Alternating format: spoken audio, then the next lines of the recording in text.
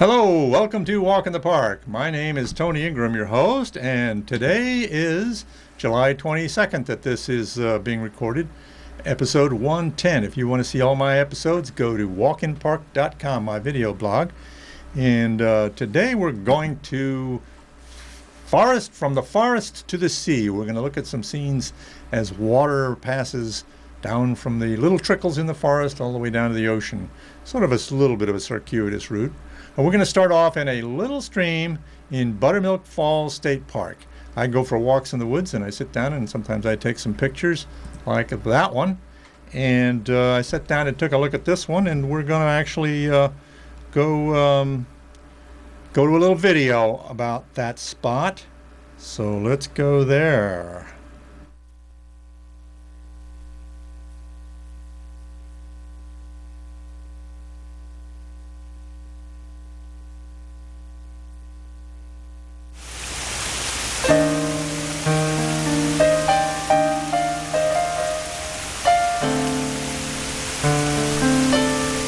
This round, moss and lichen-covered boulder in this little brook was rolled in a river from melting ice in a glacier here thousands of years ago.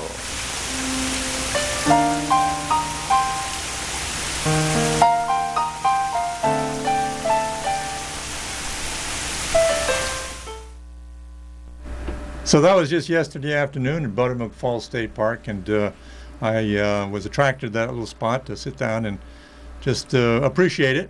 And that boulder was particularly interesting. But the little brook feeds right into Buttermilk Glen, right into Buttermilk Creek, which eventually goes over the falls.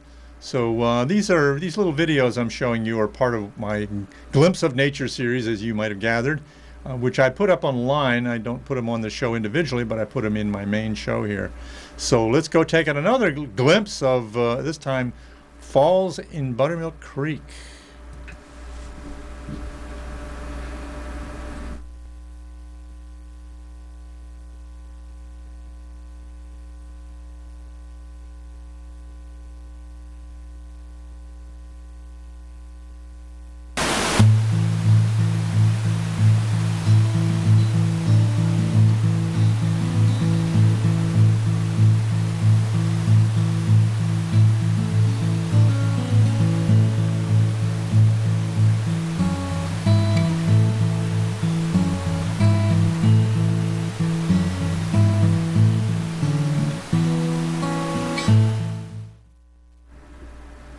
Well, those glimpses really are glimpses that are no more than about 30 seconds long.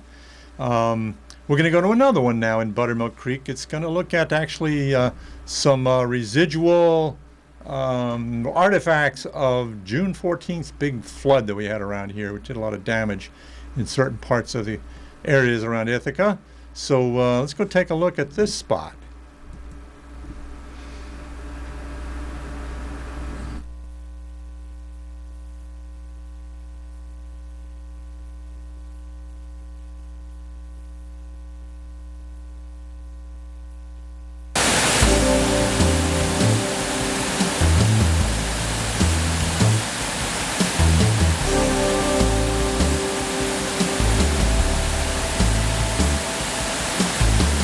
Imagine how much larger Buttermilk Creek must have been to jam these trees into this spot during a flood in mid-June.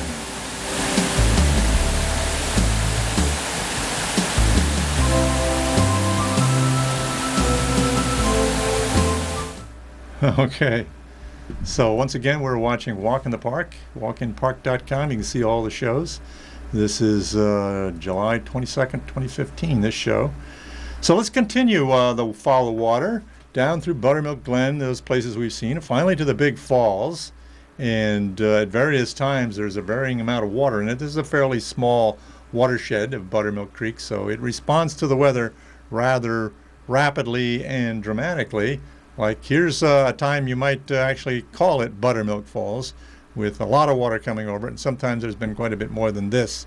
And during the June 14th flood, it was actually ripped out part of the trail that had to be repaired. So, but in that case, but let's go to the bigger picture now, to the watershed. This is looking at Ithaca. You can see in the upper right there is an outline of the city of Ithaca, and there are sub-watersheds of the Cayuga Lake watershed indicated here. And you might, right in the center, it says Cayuga Inlet. And then to the right of that, you see that gray area. That's the 6 Mile Creek watershed. And right up, well, you see the outline of the city of Ithaca and that little blob that comes down to the lower left of the outline of the city. Right at the end of that blob, that's where Buttermilk Creek enters Cayuga Inlet, which is a major stream. That along with Fall Creek are the two largest sub-watersheds coming into Cayuga Lake. So let's go on down to Cayuga Lake. Up on the right, upper right there, you can see the south end of Cayuga Lake, and immediately in the corner there, in the lower right of the lake, or just up from the corner on the right-hand side there, is this little park, East Shore Park, which is run by the town of Ithaca, right next to the Cornell Sailing Center. And it's the only public access to the lake in the town of Ithaca. And it's a beautiful spot. There, you might be able to notice on the other side of the pavilion there's a woman sitting there. She's actually working on her laptop, and there's a bench on the other side, among these big trees here. I think they're cottonwood trees. Not a very big park, but a lovely spot. A lot of people stop there, and you can have a picnic and so forth. So I did that, and we're going to take a look at something else I saw there. But we'll go to another video about that. This will be a little bit of a surprise. I hope it doesn't freak you out.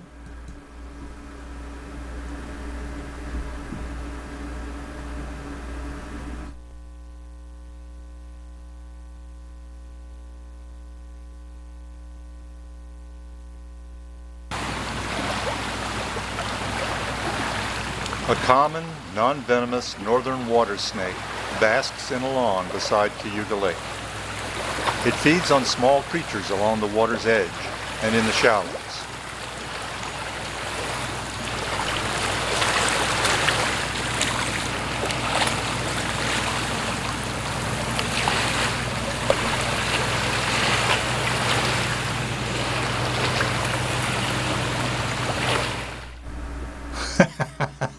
A water snake. So a woman pointed that out to me. Neither of us were freaked out about it, but the northern water snake can be an ominous, is an ominous looking creature. It can get fairly large.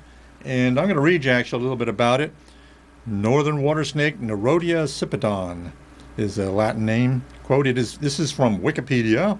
It is found throughout eastern and central North America, from southern Ontario and southern Quebec in the north to Texas and Florida in the south.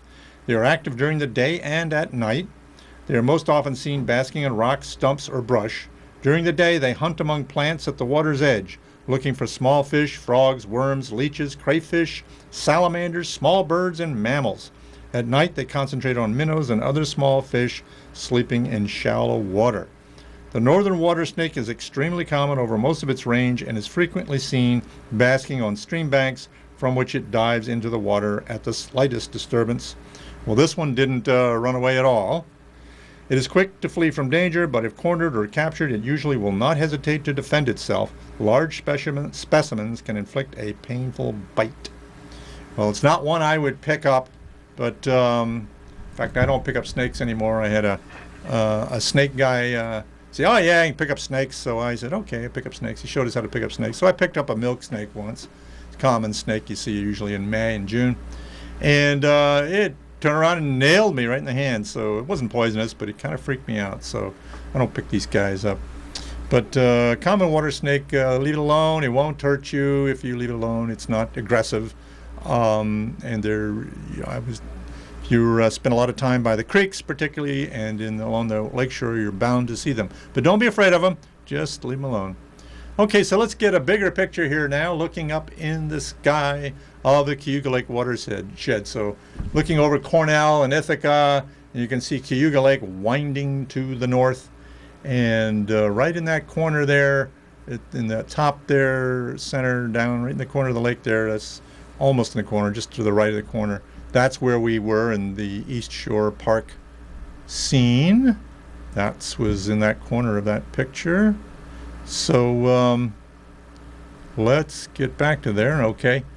Now we're going to zoom out to a map showing the entire watershed of Cayuga Lake and all the sub-watersheds, meaning all the tributaries that come in. And actually part of that is the water that comes out of Seneca Lake. and it all comes in the northern end of the lake. And most of the Finger Lakes, everything from Canandaigua on the left over to Otisco on the right, and everything in between is 1, 2, 3, 4, 5, 6, 7 Finger Lakes, drain into what's called the Seneca River, which goes east and then north at Syracuse, picking up Onondaga Lake water and Oneida Lake water, which are not Finger Lakes, through the Oswego River to Lake Ontario. And then we go the Lake Ontario, which is the rightmost of the lakes here, of the 5 Great Lakes. Gets all the water from the upper Great Lakes, and it goes over Niagara Falls into Lake Ontario, picks up the Finger Lakes water at the Genesee River and the Seneca River, and heads up through the St. Lawrence River to the North Atlantic Ocean. So that's where all our water goes. That water we saw way back here. Where was that? This little bit of water here is going to go all the way to the Atlantic Ocean in way up in Canada, way up around Labrador. So, but we're not going to go there. That's a little far. But last month I did get a chance to go down. If you go to the lower right, you can see Long Island on the Atlantic coast there. And I did get a chance to visit just for a couple of hours Jones Beach. Actually, the first job I ever had. I used to live in Long Island when I was a kid. Was working at Jones Beach for $1.35 an hour. That was a long time ago.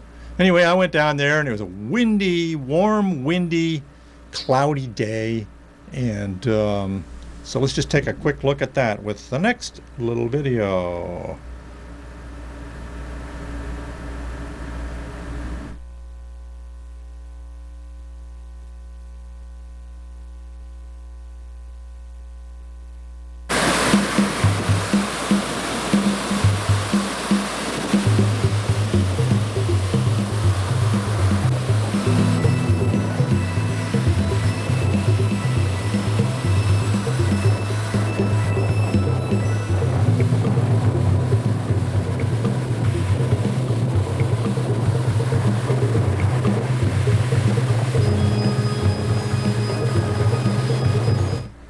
All right, Jones Beach, Atlantic Ocean, pretty amazing.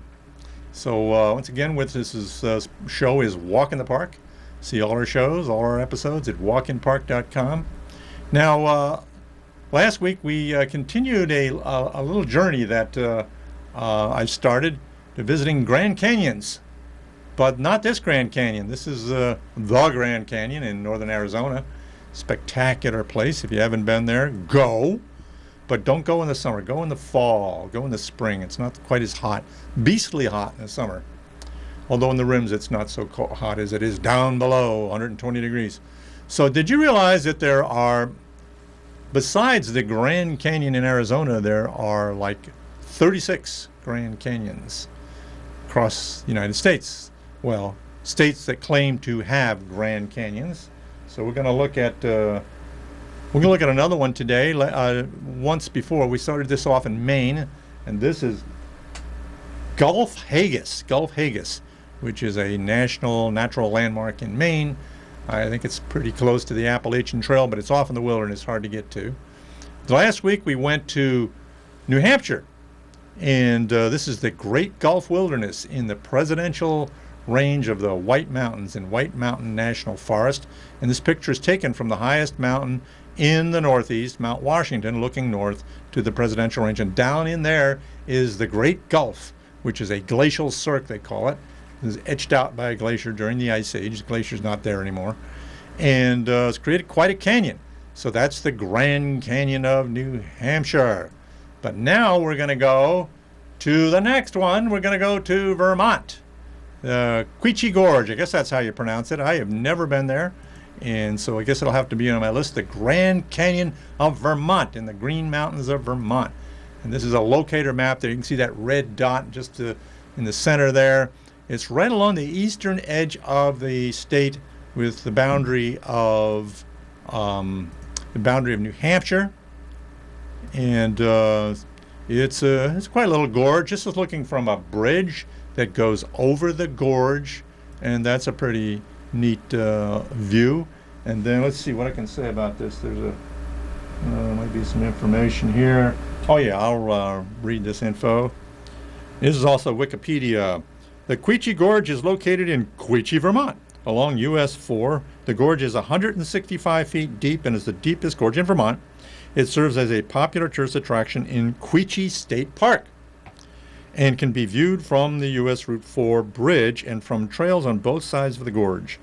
The Ottauquechee River flows through the bottom of the gorge and is a popular whitewater kayak run. So if you're down at the bottom, maybe you've got a kayak and can do some whitewater kayaking. This is not like kayaking on Cayuga Lake. Got to know how to handle yourself in whitewater.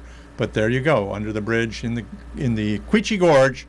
And just to get this watershed view again here, this is the watershed of the Connecticut River. So on the left side of the river there, that is Vermont. And on the right side, as it says, it's New Hampshire. And about, let's see if I can find it. Oh yeah, about halfway up is the Ottauquechee River. I don't know if you can make that out, but it was just a little above the center. And that, yes, flows into the Connecticut River, which then flows south to what? It flows south through Connecticut into the Long Island Sound. So just north of Long Island, between Long Island and Connecticut. And let's go down there on the shore of the Long Island Sound. This is actually on the Long Island side. And that's one of my relatives there walking along the beach there in Suffolk County in Long Island. And I took this picture in particular because of that boulder. That's a nice big piece of pink granite that was brought down by the Ice Age, by the glaciers in the Ice Age, and dumped on what's now Long Island. In fact, all of Long Island was dumped in the Atlantic Ocean by the glaciers. I mean, that's another whole story. But let's go back to the Quechee Gorge, the Grand Canyon of Vermont. See what else I can tell you about this. Oh, the Quechee State Park sits along US 4 in Quechee, Vermont. The parkland is owned by the U.S. Army Corps of Engineers and leased from the state of Vermont, and leased from by the state of Vermont. So the Army Corps of Engineers owns it. State of Vermont leases it for the state park. The park contains the Quechee Gorge. The land was originally the site of the Dewey Wool Mill, which ceased operations in 1952 and relocated to New Hampshire. Shortly after closing of the mill, the U.S. Army Corps acquired the property as part of its regional flood control plan, and there is a hydroelectric dam at the northern end of the gorge, but we're not going to go up there. Just looking off the bridge, it's a pretty spectacular view into the Quechee Gorge, the Grand Canyon of Vermont, and you can take a trail, I guess the trails on either side, get right down into the Grand Canyon of Vermont. So we're going to take a look now at yet another little video. This one was taken by someone else. This next video is adapted by a video by Paolo Bignami, but this is the only video I've got in Quechee Gorge. So please stand by. We'll go to that video. Let's see, that's going to be, yeah, that's going to be the right video there, and it's starting up.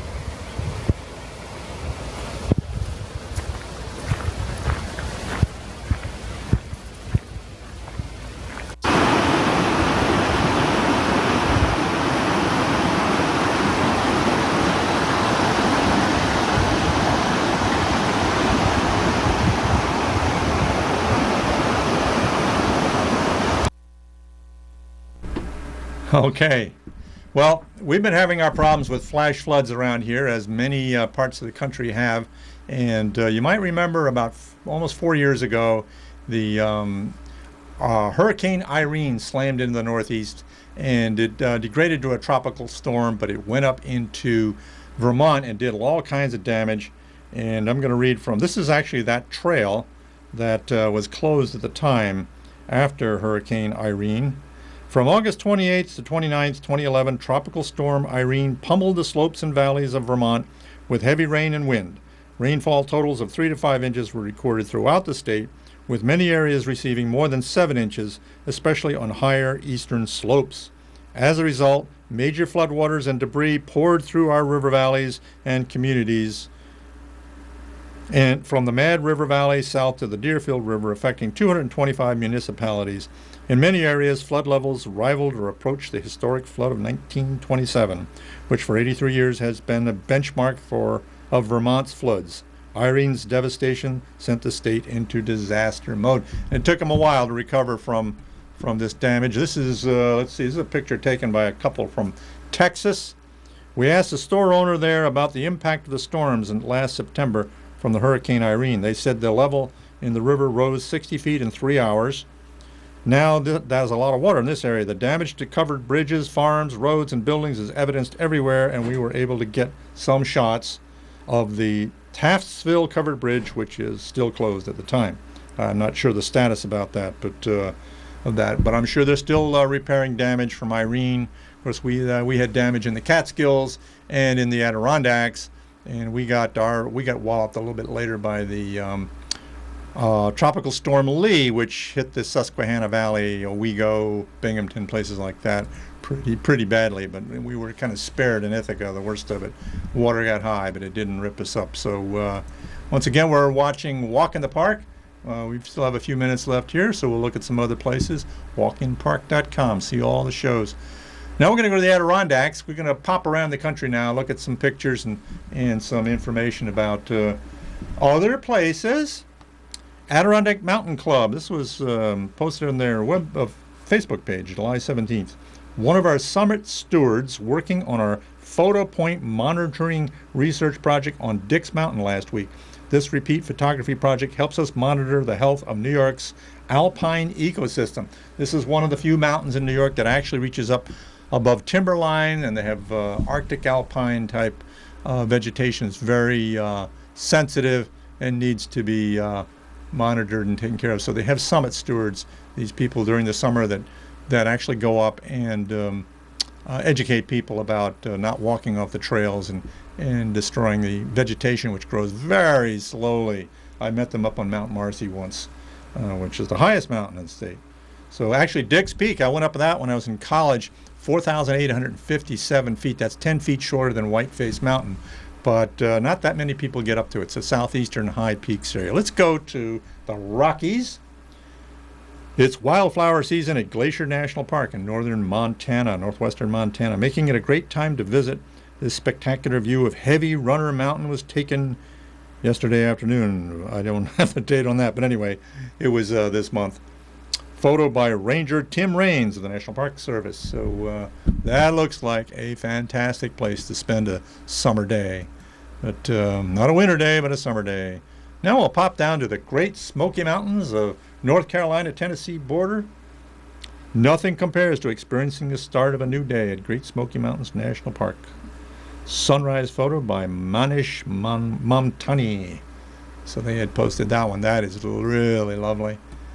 Wow. All right, let's go back to the west. Going to Mount Rainier National Park.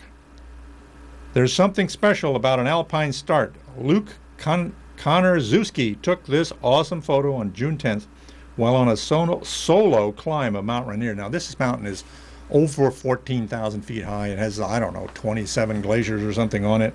It's the one you see from Seattle if you can ever get a clear day. The towering icon in Mount Rainier National Park's landscape. The photo is from the top of the Cleaver section on the Disappointment Cleaver Route. Well, I was at the park once, but I didn't get up that far. I got up to the side of one of the glaciers, but didn't go to the summit. That was not what we were doing. So, showing the stars glittering overhead and the northern lights shimmering in the distance. Whoa, that's the northern lights. Using a long exposure, Konarzewski was able to pick up what he says is one of the most fantastic scenes he has ever witnessed in the mountains. So that's pretty cool. Boom, let's go down to the Desert Canyon country. Sunset Point offers some of the most famous and breathtaking vistas of Bryce Canyon National Park in Utah. Below the point, the silent city rises from the canyon floor, a maze of hoodoos and fins packed in tight formation.